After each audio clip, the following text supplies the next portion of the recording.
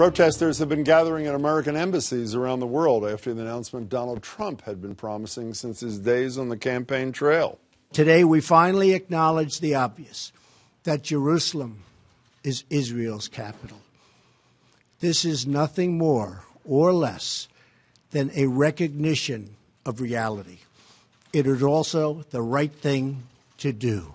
Today, the president made it official, signing a declaration recognizing the capital, promising to move the U.S. Embassy, and bad-mouthing his predecessors along the way. You'd think a controversial move like that would be all we'd be talking about today, but you'd be wrong, thanks to turmoil in Washington and beyond. Within the past 24 hours, featuring leaders of both parties turning on their own. More than 24 Democratic senators are calling for Al Franken to resign, with 6 different women now accusing the Minnesota senator of harassing or assaulting them.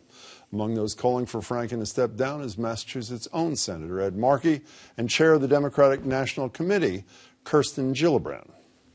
I think it would be better for the country for him to offer that clear message that he values women, that we value women, and that this kind of behavior is not acceptable. On the other side of the aisle, former White House chief strategist Steve Bannon took on former presidential candidate Mitt Romney for his criticism of Alabama Senate candidate Roy Moore. In a tweet this week, Romney stated Roy Moore in the U.S. Senate would be a stain on the GOP and the nation. No vote, no majority is worth losing our honor, our integrity. And Bannon responded last night in a fiery speech at a Roy Moore rally. Judge Roy Moore has more honor and integrity in that pinky finger than your entire family has in its whole DNA. I guess party unity doesn't mean much anymore, but should it? Joining me are Jessica Tocco, Senior Vice President of Government Relations at Rasky Partners. She was on the Trump-Pence transition team. Jessica, it's good to see you again. Todd Domke, political analyst who unregistered as a Republican and became an independent the day after Trump was elected. Nice to see you, Todd. State Senator Barbara L'Italienne, Democrat from Andover, is one of 15 candidates vying for the 3rd congressional seat and was the first Democrat to urge Senate President Rosenberg to step aside. Senator, thank you for being here. Let me start with you. It took a long time for Democrats in the United States Senate to act. Why all of a sudden today? Why did they all call for him to disappear today? I'm not sure why they chose today. It might have been that they'd heard from up to 7 victims. I would have liked to have seen them come out early, come out after the first account.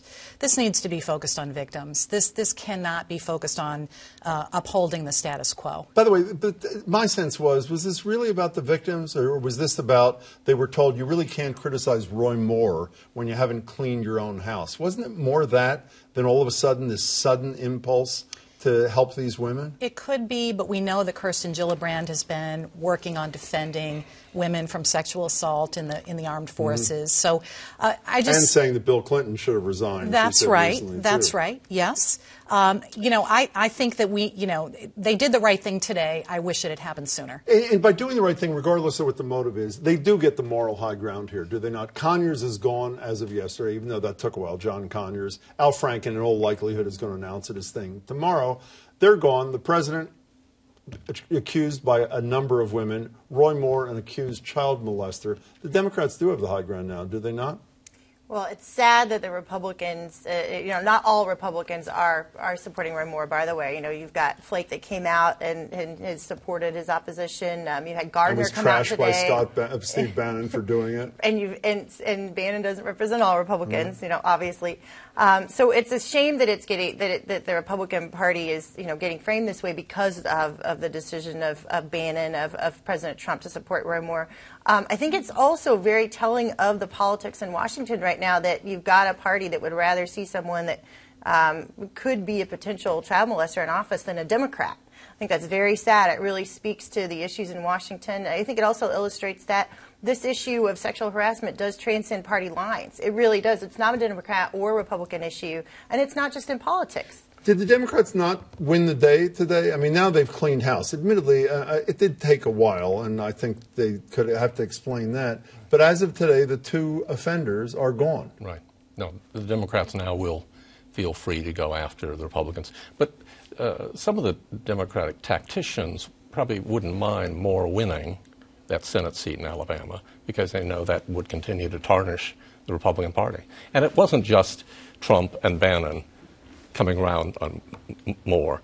McConnell, change his position to be... He did a 180, well, he did right. like maybe a 140. That's right. I guess he did, and of course, the Republican National Committee announced that it's a mere appendage of Trump, so they had to reverse themselves and actually give money to more. Well, don't let the people... 71% of Republicans in Alabama do not believe any of the sexual misconduct charges against their candidate. There's another guy today who went a little bit farther. There's a congressperson from the neck of the woods, pretty close to what you want to do, Seth Moulton, who not only said Al Franken should go long before any of these senators did, by the way. Obviously, he is not a senator, but a member of the House. He also said Nancy Pelosi should step down. That, and I'm paraphrasing what Seth Moulton said, but basically it took her too long to ultimately decide that John Conyers, who had numerous charges lodged against him, should go. Are you with him on that? I believe that Pelosi should have come out much earlier and stronger on Conyers because, again, in my mind, this is about the victims. Should she step down? I'll reserve judgment on that. I've never met her. I don't know her. Well, you know her behavior. You know her actions, though. It's troubling that she didn't step forward sooner, but I'm going to reserve judgment. I don't know her. I'm going to reserve judgment on whether she should step down. You know, it's just like you said a minute ago, a lot of Democrats are hoping that Roy Moore wins so that his taint can trickle down on the rest of the Republican Party. Aren't a lot of Republicans, I know you're not one anymore, but you used to be, aren't a lot of Republicans hoping that Nancy Pelosi sticks around so they can run against her, not the candidate in their district, come 2018? Right. Most of them think that she'd be a weaker symbol of the party, given that she's considered old politics, and that sometimes, like in this case, she acts like a politician. So they would rather, yes, run against someone who's that well known, sort of a caricature of her, rather than having some new leader who'd have more credibility. Before I talk to you, why don't we go to Fairhope, Alabama, and hear a little bit more from Steve Bannon last night. He was there, as I said, obviously to endorse, not that he hadn't before, Roy Moore, and to say a few unkind things about a couple other prominent Republicans. Here's a piece of it. You ran for commander-in-chief. You had 5 sons, not one day of service in Afghanistan and Iraq. We have 7,000 dead and 52,000 casualties. And where were the Romneys during those wars? You want to talk about honor and integrity, brother? Bring it. Bring it down here to Alabama. You know, I know I shouldn't be incredulous about anything anymore. He's talking about Mitt Romney's lack of service and fails to mention, which I guess I wouldn't either, there's a guy he supported for the presidency who had 5 deferments. I mean, is this not like an out-of-body experience? When you hear Bannon doing this, what's your reaction? He's trying to destroy the Republican Party.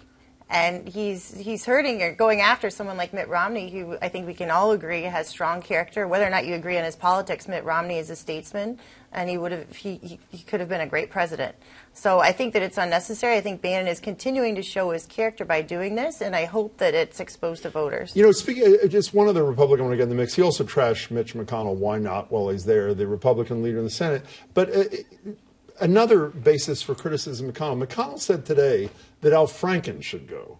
And Al Franken has acknowledged that some of his offenses, but I would argue in the grand scale, they pale next to what Roy Moore is credibly accused of. And he thinks the people of Alabama should decide. Why should the people of Alabama decide on an alleged child molester and the people of Minnesota not make the decision on Al Franken, according to Mitch McConnell? I know you're not Mitch McConnell, but what's the thinking? I have no idea what he's thinking, but I do hope that they do censure and investigate Roy Moore as they had said that they would initially do if he is elected. It would be amazing if they were able to expel him from the Senate, have a special election, and get a Republican candidate. Or the Republican governor could appoint in the interim. That would be much Ivey or something better. Like that? That would be much What do you make of this? I'm sorry, Todd. No, let's not ignore the fact that the president is a sexual predator, self-admitted. And the 20 accusers against him, you know, have as much credibility as those against Roy Moore. So for these the American people knew every single thing you said when they voted on November 8th and decided he was the better person to lead this country. What does that say to you? Well, I agree. And also, though, the spineless Republican leaders, including McConnell, including Ryan, including Mike Pence, all of them, they knew even more than the public what Trump was guilty of. They knew he was not just a narcissist, but a sociopath. They knew he was a bigot. They knew he was ignorant. They knew he was somebody who perhaps committed treason against his own country, and they still said nothing. It's intellectual dishonesty How at its so? finest. The very notion that Bannon can go after Romney and not go after Trump on the issue of service to the country. The very notion that well, it's sort of like yesterday, though, when the Democrats were going after Roy Moore and not going after John Conyers, right? I mean, it's the exact same situation, isn't it? There should be zero tolerance. We've got to be consistent. But my point is this.